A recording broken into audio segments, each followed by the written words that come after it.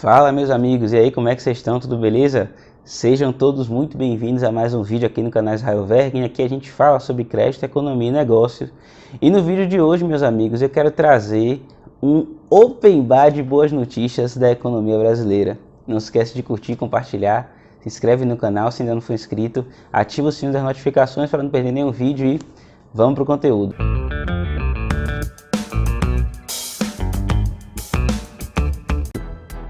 Bom, meus amigos, apesar dos desafios, apesar do cenário econômico bastante complexo, cenário tanto interno quanto externo com muitas variáveis que estão se movimentando além do esperado, seja para melhor ou para pior, a gente tem um momento aí de guerra internacional, infelizmente, que tem elevado preços de commodities, de petróleo, de alimentos, de cereais, de defensivos agrícolas, de uma série de outros serviços, do frete marítimo. A gente tem, sob o ponto de vista local também, uma série de questões fiscais, no mínimo questionáveis, quando a gente faz uma análise observando esse impacto para a saúde orçamentária do Brasil.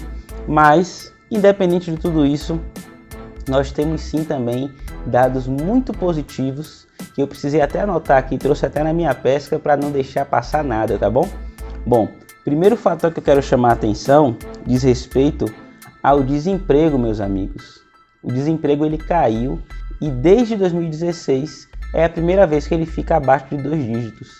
Em maio, segundo o levantamento feito pelo IBGE, houve aí uma queda no desemprego, de maneira que agora ele atinge um percentual de 9,8%.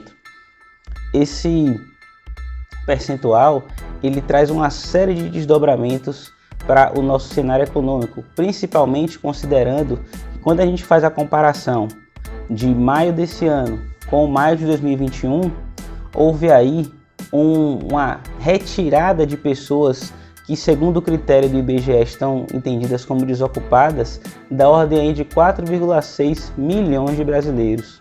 Ou seja, 4,6 milhões de brasileiros estão agora exercendo outras atividades e gerando riqueza, gerando renda para ela e para os demais.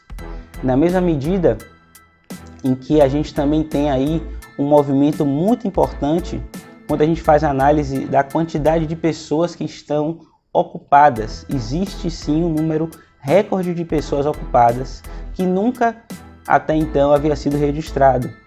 A série histórica se iniciou em 2012 desse tipo de análise e até então a gente nunca tinha visto um volume tão grande de pessoas. São 97 milhões de brasileiros que estão ocupados e toda essa massa de trabalhadores tem tanto atividades do ponto de vista de carteira assinada quanto atividades informais.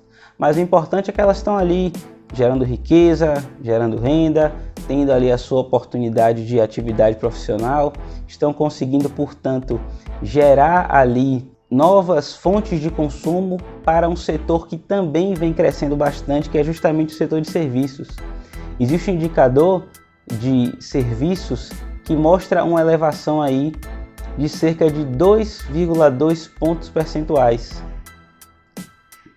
E esse crescimento do setor de serviços, ele é bastante representativo para o norte do andamento da economia, já que a área de serviços tende a ser a área com maior volume de oferta de trabalho e de demanda também da população, já que a gente tem sim uma tendência maior de mecanização de uma série de atividades, portanto há sim um maior direcionamento até da força de trabalho para o setor de serviços.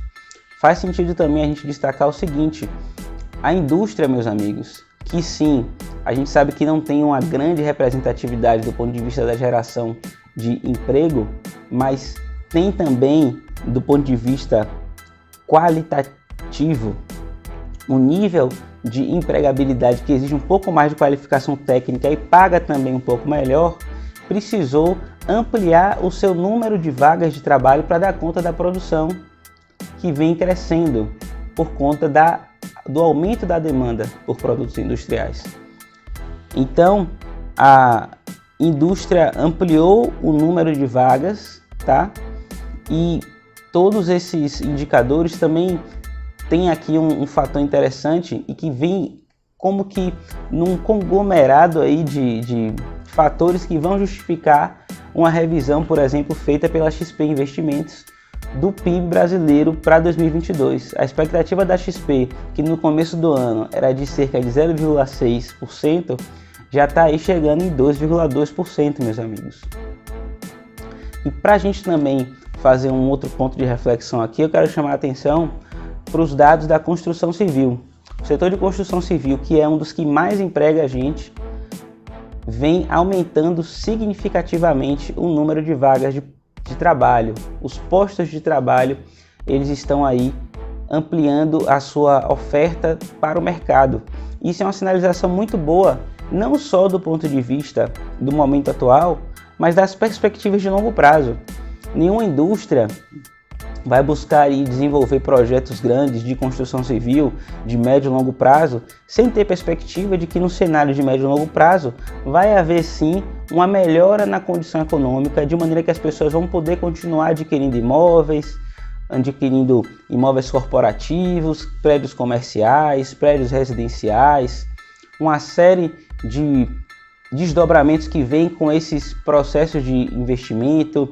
Então, se a construção civil ela cresce, ela demanda também de outros bens, de outros elos da cadeia econômica, a oferta também de alguns produtos. Então a gente tem insumos, a gente tem a questão do crédito imobiliário, a gente tem também a questão relevante aí da oferta, portanto, dos serviços agregados que estão vinculados à construção civil, a questão aí relacionada a transportes, a logística, a urbanismo e arquitetura, que também estão totalmente correlacionados e que sim são um bom sinal para o desenvolvimento da nossa economia. É claro que o movimento, o cenário global e o cenário local ainda são bastante incertos, especialmente em ano de eleição, mas independente dessas circunstâncias, o povo brasileiro está trabalhando, está produzindo e está entregando aí um ótimo resultado para o país, tá? A gente espera sim que a gente tenha um arrefecimento significativo da questão da inflação para o médio prazo. A gente entende também que as pressões, especialmente relacionadas ao petróleo, podem sim ter um resultado positivo. A gente já tem alguns dados aí mostrando queda de preço de petróleo. Pode ser uma queda pontual, pode sim, mas a gente também entende que existem fatores que podem sim caminhar para uma estabilidade maior do ponto de vista do cenário internacional, especialmente quanto ao preço das commodities, e isso, portanto, deve trazer maior estabilidade financeira para as perspectivas aí da captação de recursos e de insumos no cenário internacional e, portanto, tendo menor impacto para o cenário local. Ainda cabe salientar que, apesar dessas boas notícias, a gente também tem sim um desafio enorme, especialmente relacionado ao câmbio, tá? Mas está bastante relacionado também ao aumento de juros do Fed, e que isso estimula diversos investidores globais a retirarem seu recurso de mercados emergentes, como é o caso do Brasil, e levarem aí para os Estados Unidos, buscando maior juros e maior segurança. Mas de maneira geral, meus amigos, graças a Deus que eu tenho notícias boas aqui para trazer para vocês. Muito obrigado por terem ficado até aqui. Espero que vocês tenham gostado do vídeo. Valeu e até o próximo vídeo.